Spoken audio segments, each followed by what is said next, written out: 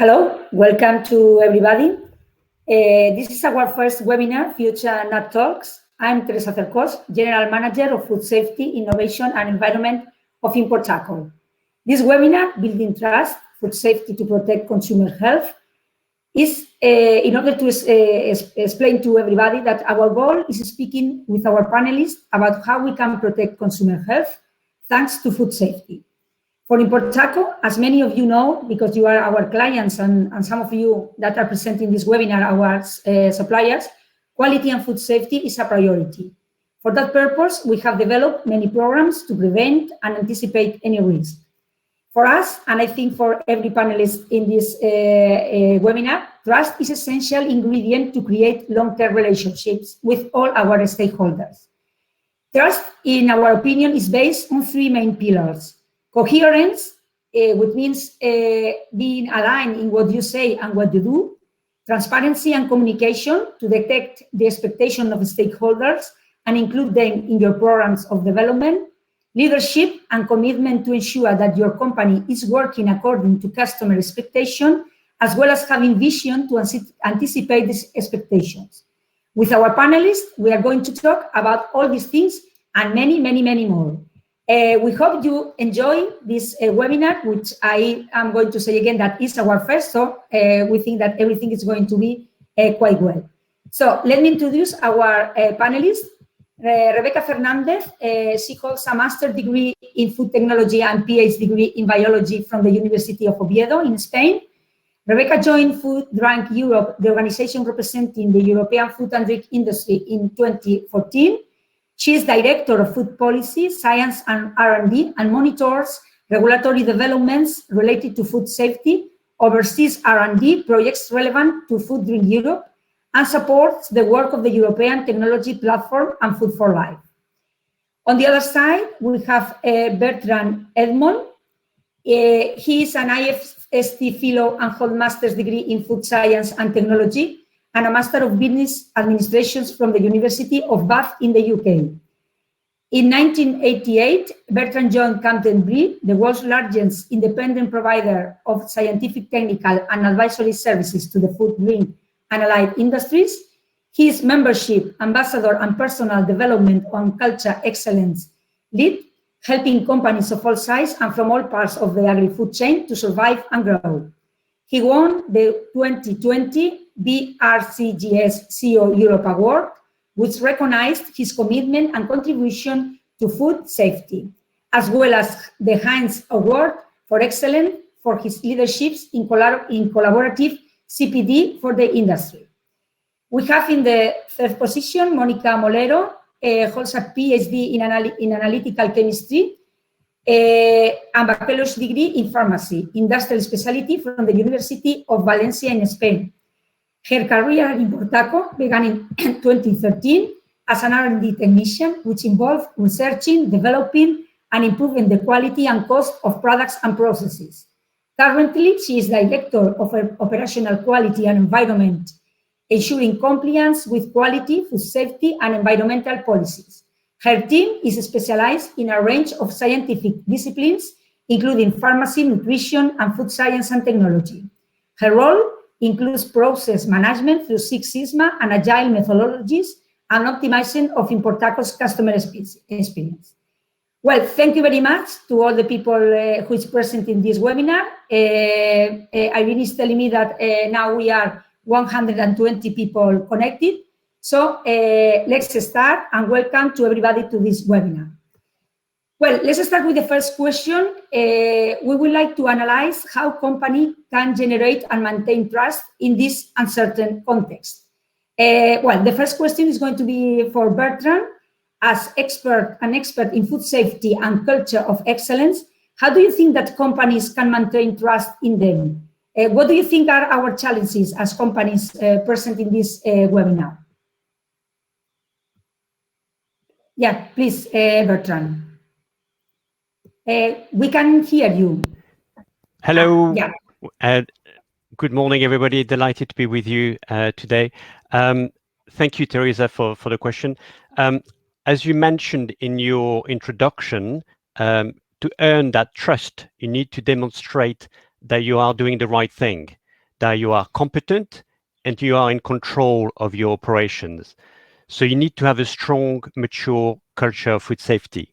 So you need to drive and sustain positive food safety behaviors across the whole organization.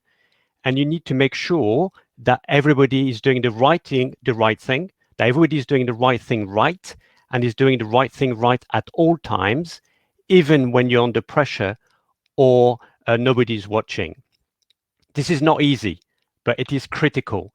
And this is why food safety culture is now included in the new Codex General Principles of Food Hygiene that came out very recently, and is now also been included very recently in March in the new EU Hygiene Regulation, EC 852.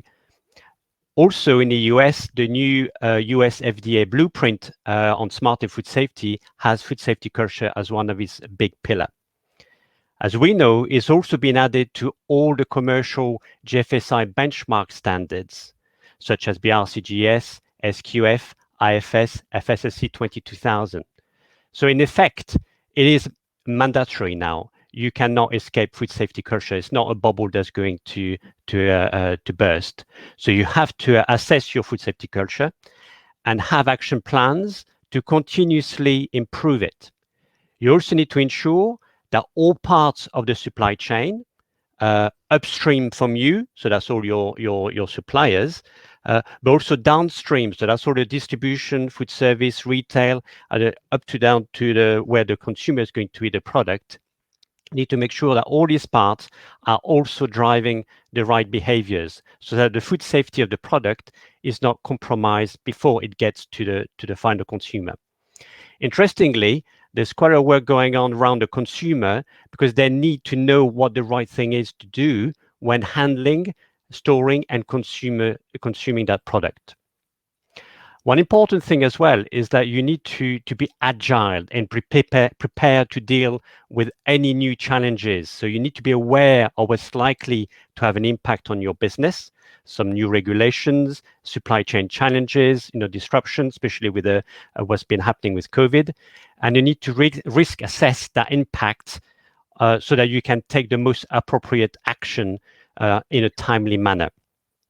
Now, coming back to food safety culture, one big benefit of having a strong food safety culture is that you are basically audit ready at all times. That means that an auditor or you can have a visitor at any time, you are confident that the site will be in good condition, that things will be under control, and your colleagues and staff will be able to answer any questions and show that they demonstrate that they are competent even if you're not around. So I will stop here for now. Okay, thank you very much. From your speech, I would like to highlight because I think it's quite interesting and important, this strong and mature food safety culture, because we know that from the point of view of the companies, of the food companies, many people is touching the product. No, the product is not done by the managers or by the technicians. The product is done by all the company, the whole company, and everybody is doing something about the product. So this mature culture, as you were highlighting, in my opinion, is quite important because you have to do, as you are saying, the right thing the whole day and in every moment, because if something is done in the incorrect way, the consumer is going to find something bad at the end of the chain. So these audits, as you were saying, these unannounced audits, I think they are quite important because in a way they strain the chain and oblige us to be really focused on food safety. Another thing that I think is quite important, or I would like to highlight too, is what you say about upstream and downstream right behaviors, because sometimes in the companies we think that the company or the product is what we do in our companies, but it's quite important what our suppliers are doing upstream and what our clients are doing downstream, or even how the customer is using our product, because it's not because the customer is doing bad, it's because sometimes our instructions to do the product or to use the product probably are not correct. So it's not giving or saying that the problem is the customer, not at all. The problem is if we haven't designed correctly the product arriving to the market.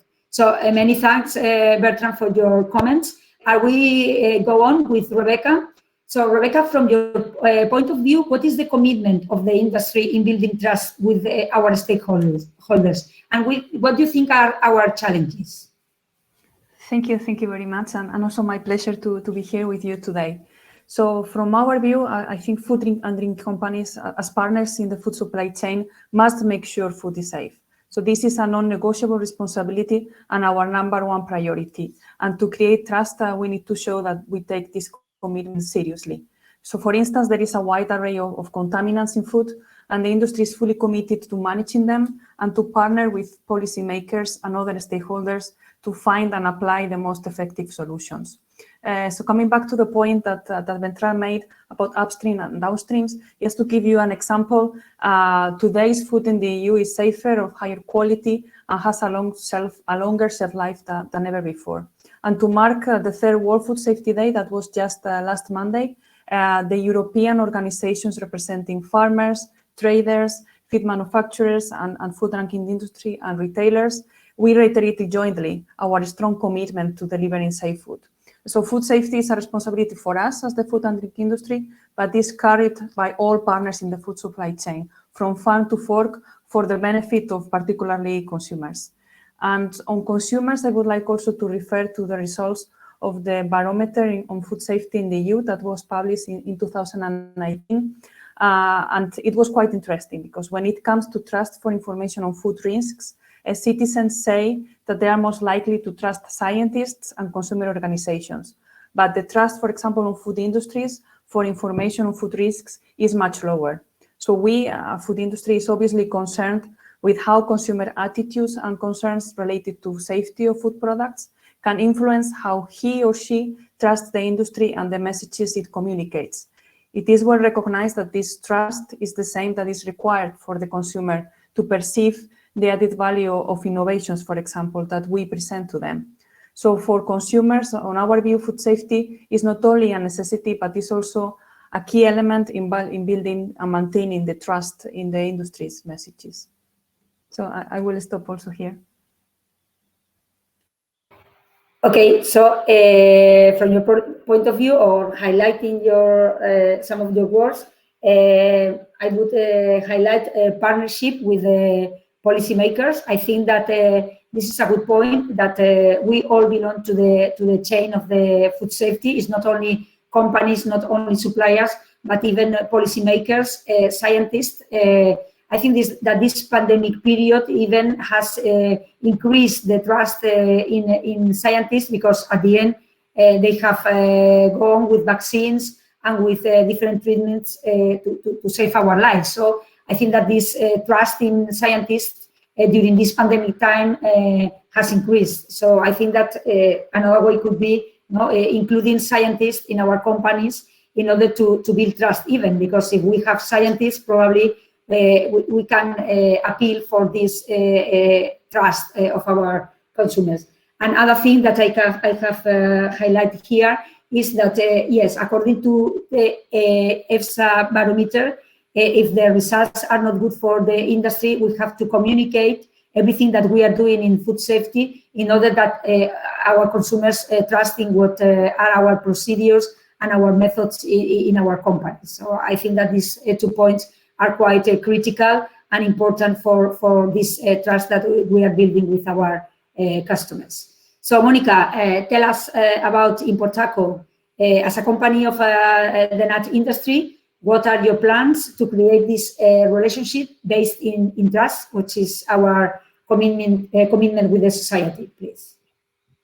Thank you, Teresa, and morning, everybody. So in my opinion, consumer trust seems to be influenced by the information shown in the media and social network. This sense of veracity of that information can be changed depending on the trust the consumer has in health authorities and food industry, include the trust in the company affected by the information divulged. Knowing the role we play in building consumer trust, we have designed a 360 quality model focused on customer called customer-centric experience. With this model, we work hard to understand our consumer needs and expectations in order to make them true. This means exactly to put the customer in the center of all the decisions making.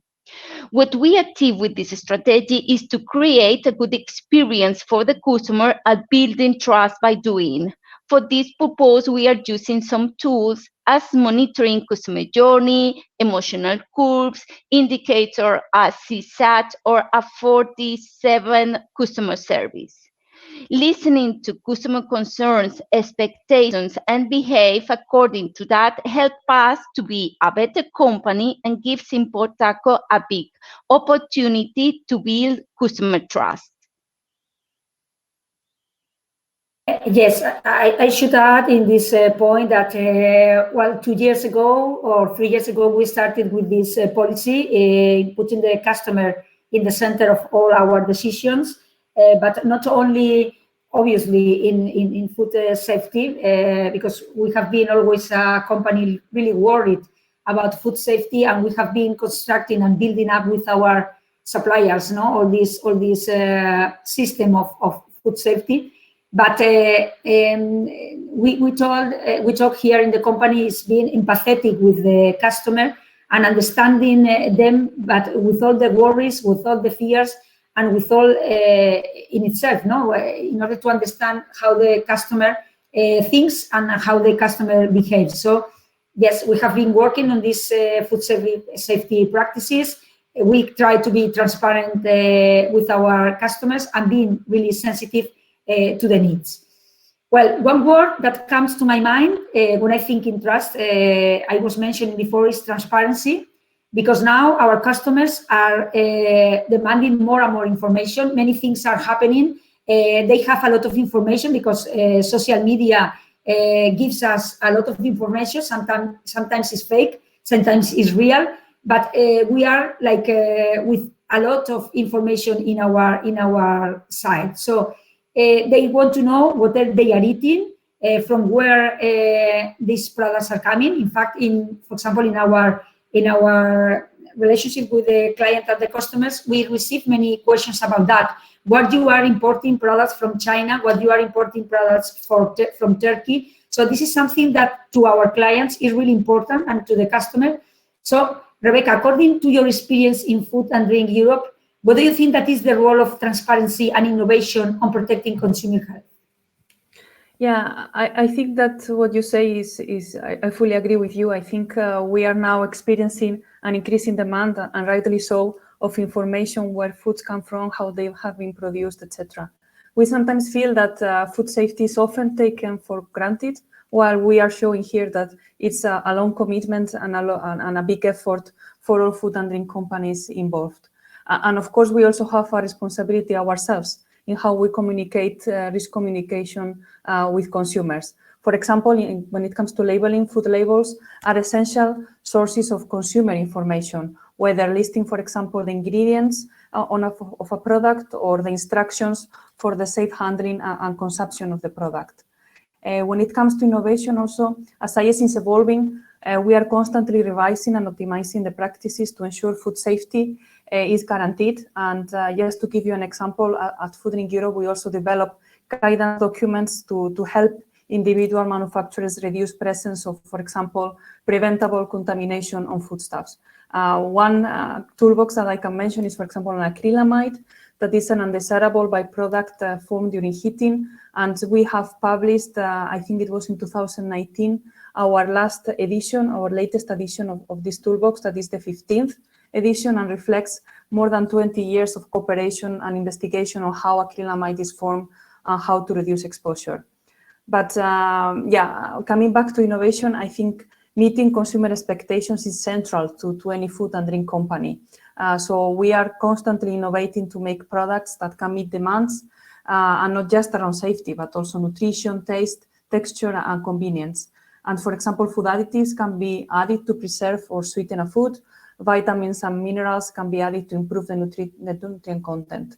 So linking to my comment to your first question on how we can increase the trust of consumers in food safety, we need to emphasize that the EU has strict regulations in place that they ensure that all these innovations do not pose any health risk. So I think we have a lot of work to do still for risk communication, and not only us as organization, food and drink companies, but also policymakers have a strong role to play there. Thanks. Yes, I fully agree with you. And when you say about education of the customers, I always think about kids at the schools, how to read the labels, and how to understand it, because I have kids, I have teenagers at home, and many times when I try to read with them the information in the bags, they say like, well, you put too much information here, and it's like this has to be easier. But it's true that, well, as industry and as the UA regulators, we need to put a lot of things in the bag. Sometimes the words are really tiny that we can't even see with our glasses, but all the information is needed in the labeling. So it's necessary to do all this part. And in my opinion, it's very, very interesting to educate the kids in order to understand better than we understood when we were their age, the information that should be compulsory and important in the bag. And I think that you has highlighted another interesting thing is you mentioned the UA regulations. I think that we are really protected by the UA because they are regulating for us. Sometimes we are a bit like, well, these regulations are really hard, no? But I think that is good for us. It's good for us as customer. It's good for us as industry. We need to have these regulations in order to protect the health of our customers. And another thing that you mentioned and was quite interesting was innovation as part of the improvement of everything, because innovation, many times we think about new products only, but innovation is a new model of leading quality, a new technology to find new solutions to problems that we weren't, or challenges that we weren't able to solve with previous technologies. So I think that innovation and technology is a key point for the near future in order to solve ancient problems that became from or that are related with food safety. Okay, so Monica, tell us what is your opinion about that? What are we doing in the nut industry? Oh, first of all, I'm fully agree with your comments and with your highlights, and also I'm fully agree with Rebecca. So also, in my opinion, transparency and engagement are the two major components of openness.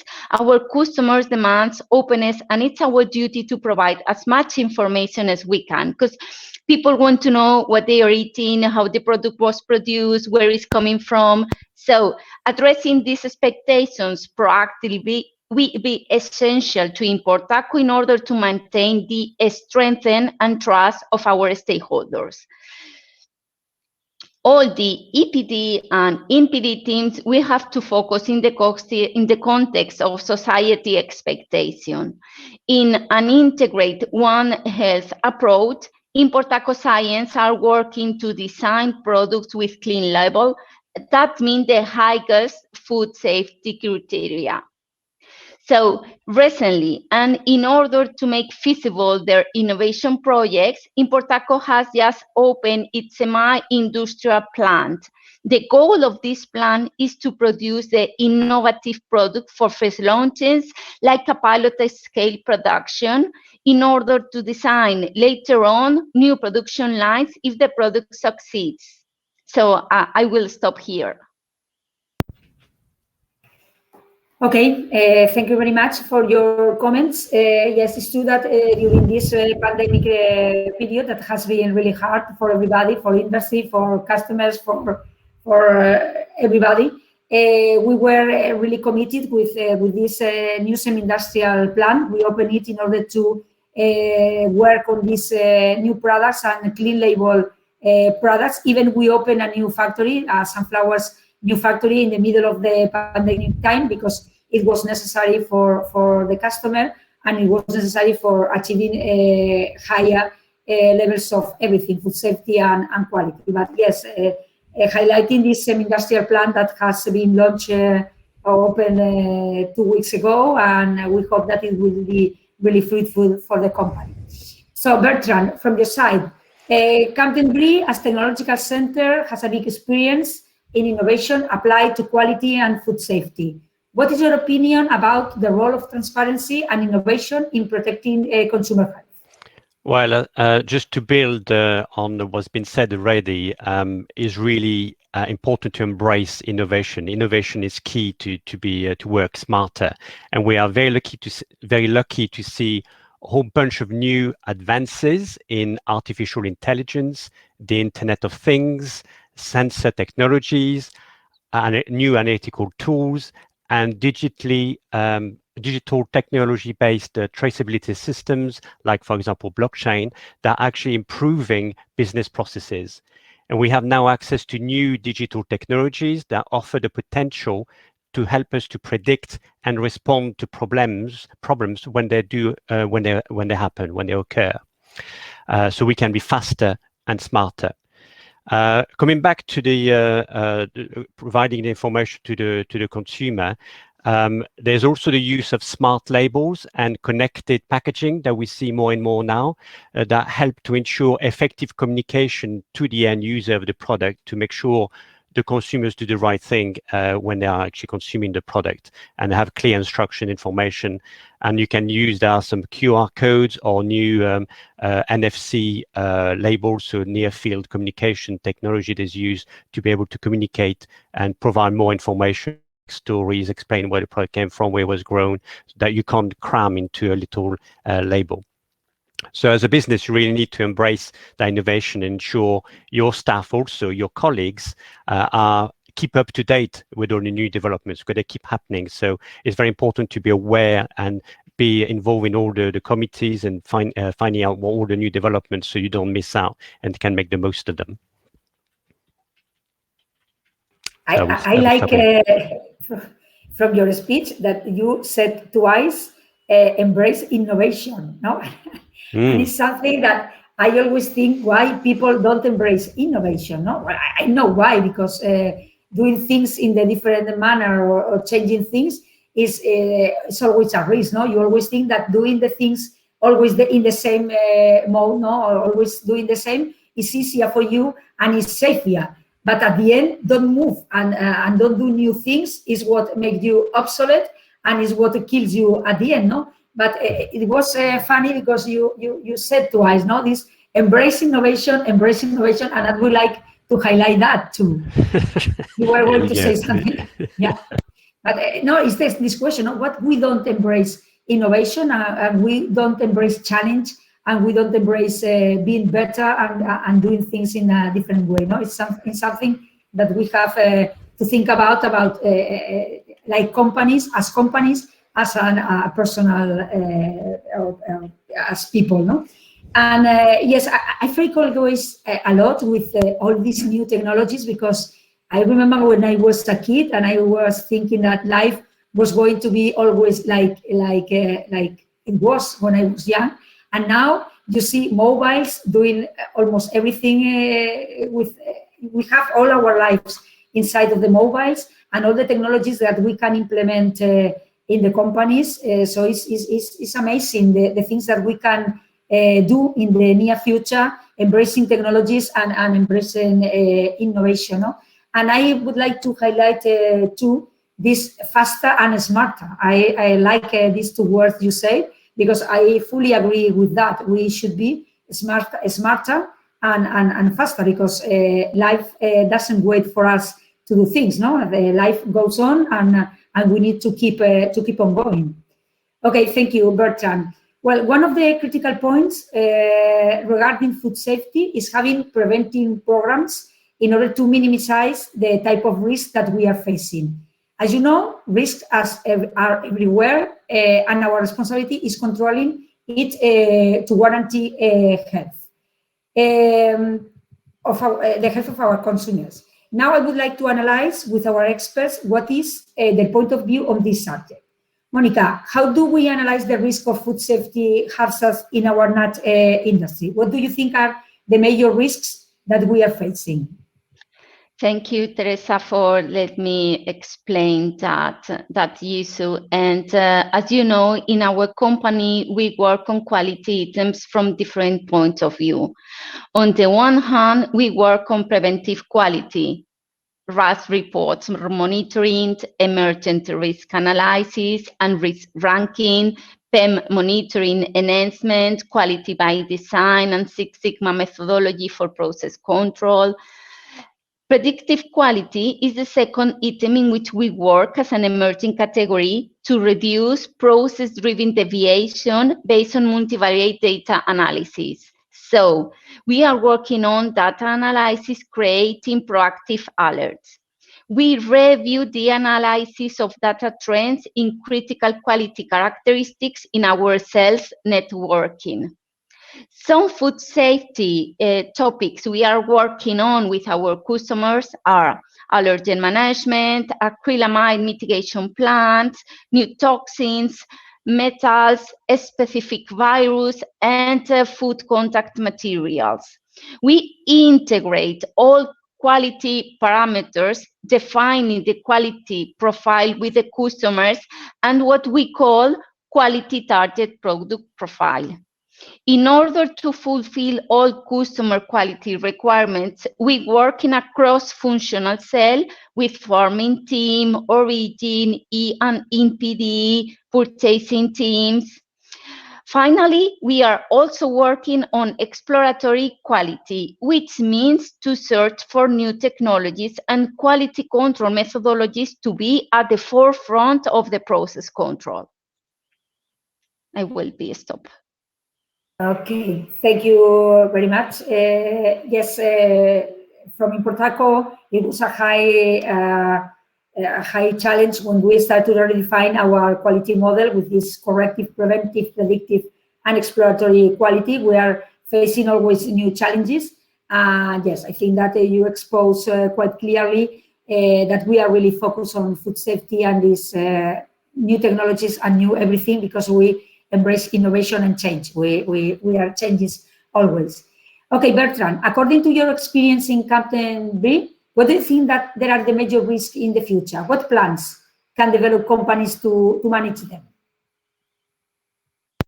Thank you, Teresa. So I don't know if we're lucky or not, but we are faced with new food safety hazards and risks almost every day. And this made even more challenging to the fact that with the advances of analytical techniques, you can detect anything in anything.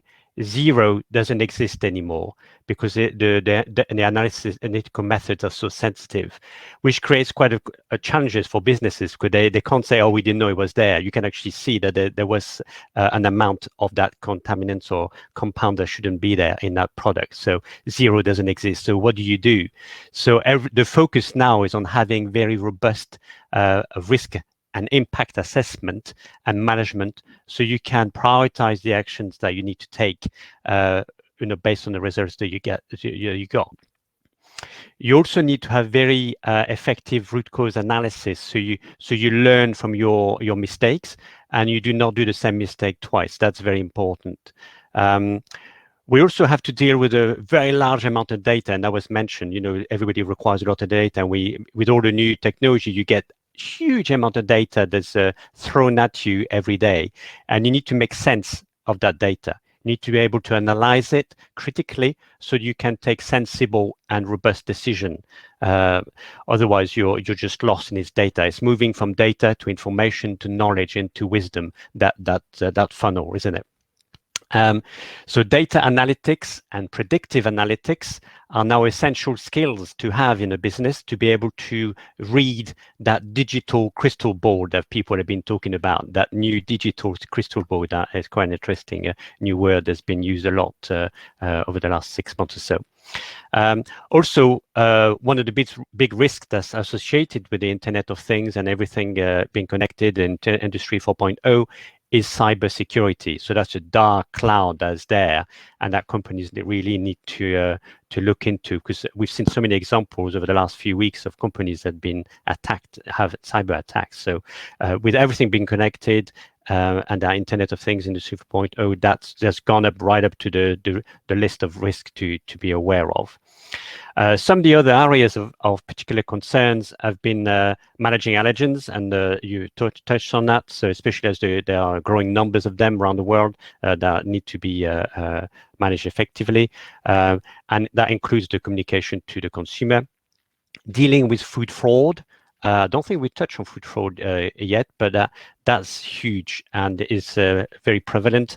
And there's many reports that point out that with the COVID as well has made the situation worse, but they are very large organized criminal organizations around the world that are there to disrupt the supply chain and interfere with the authenticity of the product through adulterations and so on. So food fraud is one of the big things that companies have been looking at. And also, companies have got some new targets in terms of reducing waste, being sustainable, reducing packaging, and that has an interesting impact sometimes on food safety. I know food safety is non-negotiable, but sometimes when you have some KPIs, key performance indicators that push you to reduce waste or minimize packaging, you need to make sure that food safety and the product integrity is not compromised because you've removed all the packaging or using a packaging that's compostable or sustainable or whatever, but doesn't have the barrier properties that is required to ensure the integrity of the product is not compromised. COVID has also pushed forward on the agenda the risk associated with the last mile. So that's all to do with the new distribution channels that are going on and how the end consumer gets the product, and the fact that the product, your brand or whatever might end up being delivered at the back of a car from somebody that's just delivering some products around the neighborhood, but has no. They only deliver they're not a food operation, so they have no idea about food safety or anything like that. So, and the regulation around these last mile operators is quite loose, and enforcement is not quite there yet. So, it hasn't caught up with the fact that all sort of people are delivering all sort of things to people, and there are very little control around this. One thing I would say is that it's good to talk about innovation and doing new things and so on, but it's also very important to make sure that everybody has their basics right. So having that robust prerequisites program, HACCP program, vulnerability and threat assessment program, root cause analysis, supply chain rationalization, simplification, traceability, all these key components that are the basics, but sometimes people get distracted and forget the basics. So we need to make sure that's still right. And I come back to the strong, mature food safety culture, where everybody needs to know the impact of their decisions on food safety across the whole organization. So if you're procurement people, they need to know what the impact of their decision is when they source a product that happened to be half the price. Why is it half the price? They might meet their KPIs that they've managed to source a product that's cheaper, but there might be a quality of food safety issue. So they need to be aware of the risks and has a link to their decision. And you need to have that clear and consistent commitment from senior leadership to ensure that resources, and that's not just time, but also money, are not barrier to improvement. So I will stop there. Okay, thank you very much. I will highlight some of the things you said. Zero doesn't exist anymore. I love that because yes, it's like that, no? Which is the level of toxin that you are going to take. No, I don't want toxins. I cannot measure more than this, no? So for this, I think is quite important. What you highlight about data analytics, I am a completely believer in figures and analyzing figures and understand. Another thing that you said is learn for your errors, the root cause, analyzing which are the root cause of the problems. The data help us a lot to understand what is happening, but either to prevent things from happening. I always say that if we can, we use the figures to make decisions today, but we are not learning from them for the decisions of tomorrow, we are not doing a good job on that, no? These last mile operators that you said too are quite important in some business more than in others, but sometimes we make a lot of effort to prevent the product from happening different things, and then the last mile, the product is not protected. For example, in our case can be we take a lot of care of not breaking the product, because we want that the product is as much as whole as it can be. So if during the last mile the product is with problems, at the end it arrives completely broken to the client, no? And it's not. I don't mention the cold storage or things that other kind of products like meat and the last mile obviously is quite important. The basics that has to be kept during innovation and during everything, and really keep focus on the things we do. Yesterday we had a meeting here in the company, and I was appealing for that. Please be focused on the things that we are experts in do, and do this in the correct way, and forget about what the people next to you is doing. Your focus is this, and you should do this with excellence and as better as possible. And then another thing that I highlight, because I think it's quite important that the whole company understands which is the contribution, their contribution to the product. In fact, in Portaco, we started at the beginning of the year. Our plan PROA is called Plan PROA, being proactive and being in action. This is more or less what is the acronym of PROA. But it works. One of the phases that we started with to work on it was that the whole company, even financial department, IT department, purchasing department, and production, obviously, but everybody understood what are their contribution to the product. It means that when you are making an invoice, if you are invoicing correctly to the supplier, probably the supplier is going to be more prone to do the things correctly with you, and is going to think that you are an excellent company with whom it's easier to work or it's good to work. So doing excellent job in all the parts of the chain, even the people that it seems that are not touching the product, but are touching not directly, but indirectly, we think that is really important. And I like that you mentioned that, because I am a believer on that, no? That everybody in a company builds the product. The product is not built by the production department, it's built by everybody doing the job that has to be done with excellence and loving the product that you do, no? Or loving the job that you do. So many thanks for this comment, because I think it's quite important for the companies, because if not, sometimes we think that the product is done by production and by quality controlling the thing, and some purchasing department, but the rest of the people is like they do, or they live in a cloud, no? But no, everybody is has a contribution with the product. So Rebecca, another question for you. The industry has applied many of the programs that Bertrand has explained. What do you think is the commitment and the principal programs of the industry in risk control? Do you see any trend on this aspect soon?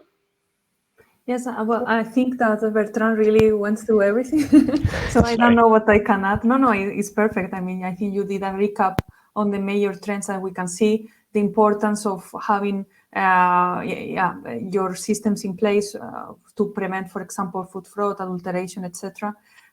Maybe what I would like to emphasize, because also it's a trend that we see also coming from the European Union as well, is the food safety culture that you were just mentioning now, Teresa. As you say, the food sector has a massive workforce, and some of which have direct responsibility for keeping the product safe, for touching the product, etc.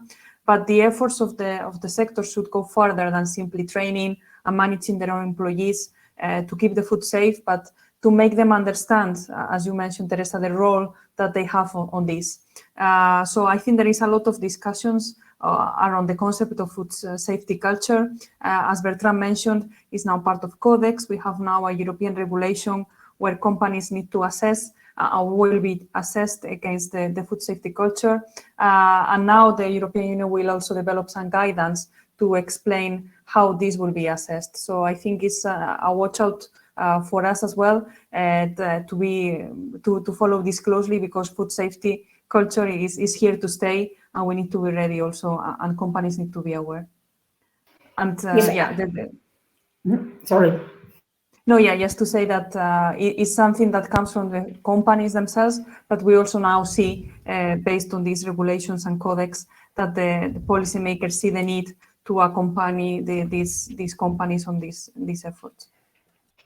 No, I was going to say that, yes, you mentioned and Bertrand mentioned before, this food fraud is quite frightening, no? Because at the end, this is going to avoid people to trust in the companies, because if you cannot trust in the authenticity of the product that you are eating, what else, no? If you think that you are eating one thing and you eat another one, it's like the trust in the system, no? Because sometimes with this food fraud, it's not only the loss of trust in the companies, but even on the system, no? If the system cannot protect me, if the UA regulators and the health authorities cannot protect me, who can protect me, no? This is a question that some of our customers or consumers probably are facing once they see in the media this news about food fraud and companies that are not working like they have, no?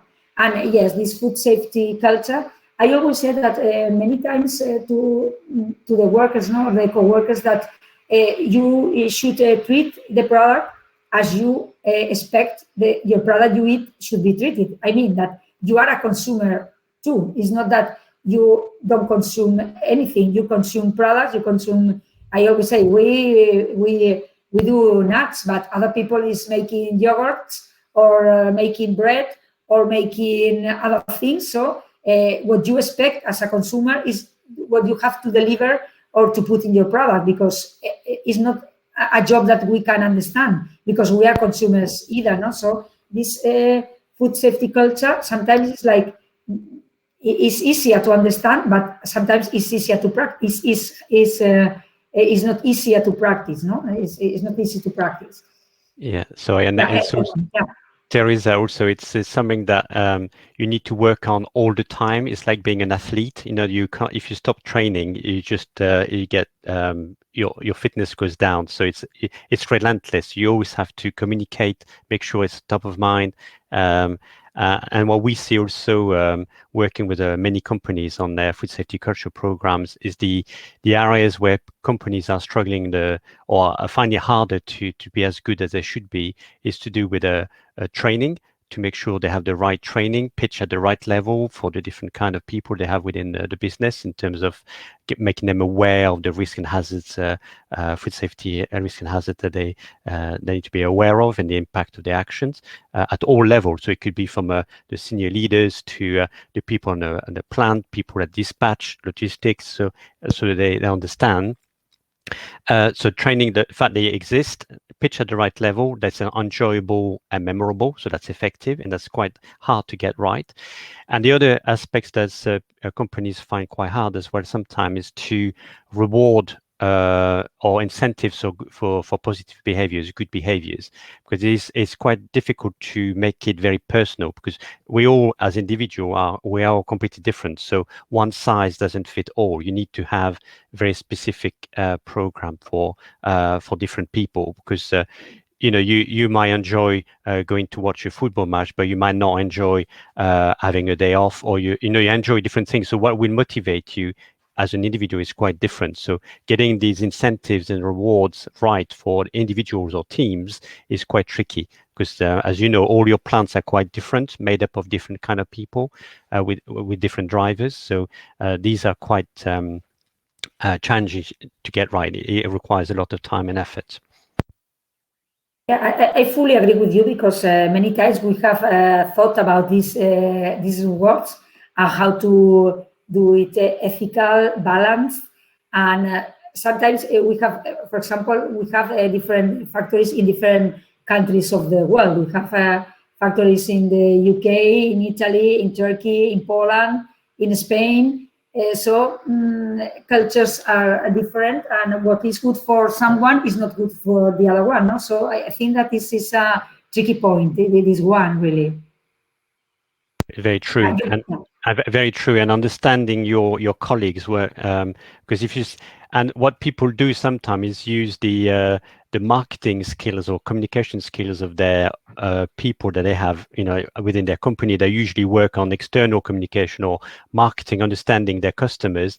They look back into themselves and look at their site to try to understand the different kind of staff that they have, their own employees, and how to characterize them to see what motivates them, what they enjoy doing, whether they like to be rewarded as a team or as individuals, because that's very linked to the culture of the people. If they're, like if you're in Mexico, they like team rewards. If you go to the US, it might be more individual rewards, or in some countries they don't like rewards because they don't want to be put forward. So there's all sort of nuances there. So using some of the marketing skills, segmentation skills that you might be using for your external customers, you can use these skills to look inside your organization to characterize your colleagues, which is quite interesting. So we can agree, I think, that the four of us we can agree that the human being is the most difficult machine to lead and to move. No, because we think that we are quite alike, but we are quite different, and our emotions count in every decisions that we take. Indeed, and because we're dealing with behaviors here, it is very personal, because this is why motivates me, what I believe, this is what I'm deciding. My actions is linked to me personally. So this is why it's quite tricky. So complex. No, it's so complex. Well, 8 minutes to the end. If someone wants to make any questions, we are open to answer the questions. If you are not asking, we are going to continue with the conversation. But we would like if people who are attending the webinar ask questions, because we will answer very well. Okay. So meanwhile, our team said us if we have more questions or not. We can continue discussing things. Rebecca, tell us something about the link between consumer health and farm-to-fork strategy. Tell us about things about farm-to-fork. Oh, I think I will need 1 hour for that. but to summarize, yes, I think we are all very aware of the farm-to-fork strategy that is gonna be a complete change, or that aims to transform the food systems as we know it. So, for example, as Food in Europe, we have carefully analyzed all the documents, the communication from the Commission, etc. And we, every time we meet with the Commission, we reiterate that food safety should not be taken for granted in this strategy, and that, as Bertrand was saying earlier, all the innovations, all actions related to circular economy, reducing packaging, reducing food waste, etc., should not link to new food safety risks. Or, for example, one of the main targets of this strategy is the reduction of the use on plant protection products, while on the other hand, you might increase the risk of mycotoxins, for example. So it's going to be a fine balance, but we hope that food safety takes the win in these conversations, and that is not compromised on whatever the Commission is saying. When it comes to targeted actions that will touch on food safety, I can maybe mention the revision of the regulatory framework on food contact materials. That is one of the actions of this strategy. Another action very linked to what we were just discussing is that the Commission also intends to strengthen their actions to prevent food fraud, for example. And of course, the whole batch of actions oriented to obtain or achieve more sustainable food production systems and more informed consumers, that they will do the right choices when it comes to health and sustainability. So I think it's going to keep us all very busy for the next few years. And yes, and I think as an organization, but also all the colleagues are very much working on this strategy and the actions underneath. So it can be a good subject for our next webinar. This could be an excellent thing to discuss. Well, we have a question. One person is asking us, what is our opinion of the implementation of the nutritional traffic light, Nutri-Score, in the product packaging? Do you think it provides more information to the consumer, or can it lead to confusion? Bertrand, what is your opinion about that? Do you want me to repeat it? I think it's to do with the traffic light and providing traffic light, yes, Nutri-Score in the product packaging, if it's confusing or is giving more information to the customer. That's a very good question, and in every country there are different systems around the world, as we know, and trying to find a way of communicating clearly to the consumer is always very difficult, because you have to compromise sometimes, or it is difficult to get right, because there are always exceptions as well. Some products category comes out really bad, some because they get all red, or and some are all red or green, so they're fine. So it's very difficult. The intent of communicating to consumer in a way that's as simple as possible is good, but the execution and finding the right way of communicating that information is tricky. So it's good. The intent is good, but how we devise the scoring system is always open to interpretation. I know it's a bit of it's not a clear answer, but it is not a clear. It's a very difficult topic to get right. So, and it's also because you're focusing on a product, and then there's obviously a whole school of discussions or going on about it's not just the product, it's what you do with that product. It's part of a diet and a whole lifestyle. So how do you link the two as well? Okay, we have another. Yeah, sorry, Rebecca. Yeah. No, if I can just complement to what Bertrand said, I don't think I will bring much more clarity. I'm not the right person, perhaps, to address this question too, because I'm not the one working at my organization on information to consumers. But the position of Food in Europe is to support a harmonized model, because I think these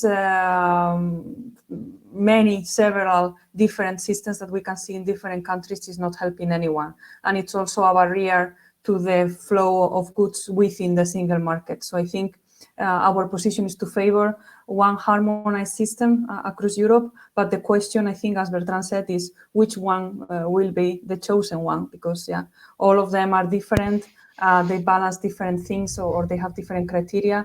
So and it's the Commission as well intention to come up with one system. So keep tuned, and we will know more, I think, in the coming years as well.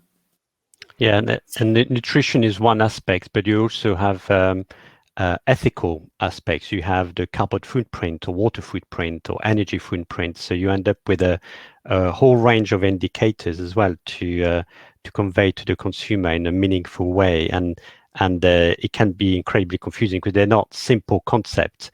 It's all to do with it's where system thinking comes in. It's a complex. It's not black and white. It's not good or bad. So it is very difficult to convey these things. And the number of type of information you can put on a label now is it's huge. And which one do actually matter is a big question. Okay, so the last minutes for the last question. The previous one was from Isabel. Now we have a question from Alberto. He said, I believe that in the end, product quality is a matter of trust. It is the promise that the product is what it should be. I would like to know what other aspects should be worked on to ensure that confidence in a product as vital as food. So, Monica, you have 1 minute to say something because we are near closing. Thank you. Okay. So maybe one thing we could use is work on neuroscience to improve quality and food safety. Neuroscience can help consumer researchers and product developers in the food industry to better understand consumer and consensus motivators and reaction, and even lead insights to claims, quality parameters, or sensory perception. So So we can say its help is in quality by design and on designing the perfect product for the consumers. So on the neuroscience toolbox, we have many great options for exploring consumer experience, from measuring skin temperature or heart rate and more advanced technologies. And I think the final key is work on transparency and openness from the food industry, and working claims as a big opportunity to understand the consumer feelings, emotions, and what motivates and driven to the purchasing. So I think we have a big opportunity to improve our product from food safety point of view. And I think we are on time, so I will stop now. Yes, okay. Then to conclude, because I want to be late. To summarize, I took some notes. I'm going to read it, and if you want to add any of the panelists anything, we can add it. So, very important, the food safety culture that includes everybody doing the right thing at any time, and the whole company being aware on how their performance affects the food safety in the product. And announced audits will help to everybody to be online or aligned with the food safety criteria. Only we can build trust with an excellent job, transparency, and meeting our customer needs. In Protacor's 360 model, based in preventive, predictive, and exploratory quality to over-exceed the needs of the customers, and predictive quality and data analytics, the future in quality. Cadbury, like a technology center in which we can look for information and look for help if we are in the need of culture changes, for example, that Bertrand told us, and Food and Drink Europe, helping industries to be aligned in food safety and all the challenges that are coming in the future years. Well, I don't know if you want to add anything else, Bertrand, Monica, or Rebecca. Nothing? No. Well, thank you very much for the time. Thank you very much for the effort, and thank you everybody that can be attending this webinar. We will do new webinars in the future. Thank you very much for your time, and have a nice day. Regards from Spain. Thank you to everybody. Thank you very much, everybody. Bye-bye. Thank you. Bye. Bye-bye.